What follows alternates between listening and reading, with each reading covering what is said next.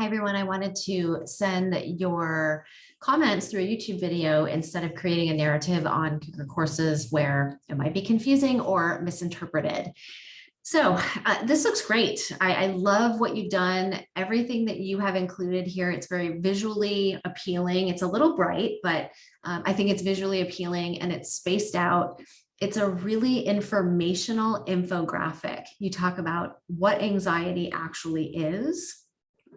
One thing that I am a little technical about, and this is, I think, just a better way of looking at an infographic. There's not often large sentences or paragraphs, and you've done a good job of that. But what I want to have you think about with an infographic is it's really just about statements. And so trying to limit the need for a sentence, although I think this is appropriate, as we go down a little bit further, that comment will be revisited. You might even be able to add something else. You could potentially use bullet points or summarize the sentence a little bit better, just food for thought, but that was just the first thing that came to mind.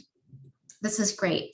Individual main stressors, the incidence and prevalence in the US, and you don't have to use my terminology from your assignment. You can come up with verbiage that's a little bit more sexy to your audience. So if you wanted to change that, I would encourage you to do so, but I'm not going to mark you down for keeping that. Now you have your references here in your, what appears to be within your text. And so what I would prefer that you do is keep the references.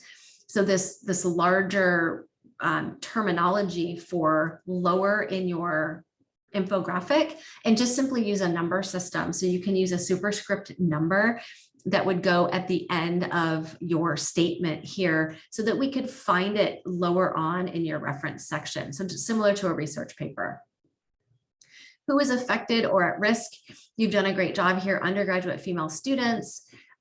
This is really good, but I don't know that you necessarily need a period because it is a bullet statement.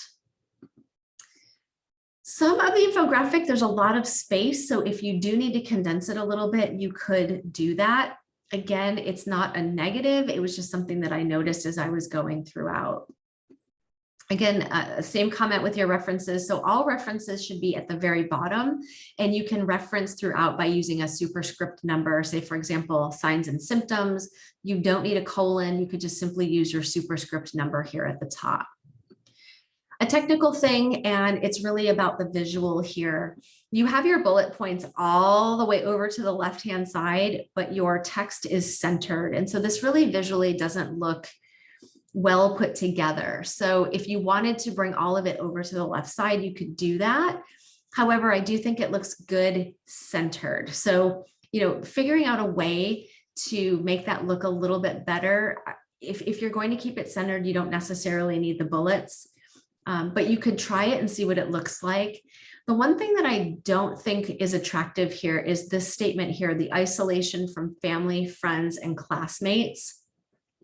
That it's a run-on, and so a bullet should be just one line. So if you can fix that somehow, maybe move this graphic up so that you have a little bit more space there, or if you're going to sort of reformat that. The types of anxiety, I think this is great. Again, it's a similar comment with your bullets. They're all over to your left-hand side, and there's a lot of text here. So if you could minimize that a little bit, and I'm not sure how you want to do that, and then eliminate the periods at the end of your statement, because you're going to be taking away a sentence and providing only a few words. Reference should be at the bottom. This is great. Statistics. Again, it's a little wordy, so if you can minimize it at all to make it clear yet more succinct, that is what I would suggest. Your treatments, this is wonderful. I think this is great. You've got some good graphics here. Prevention and management, eliminate the periods because these are statements.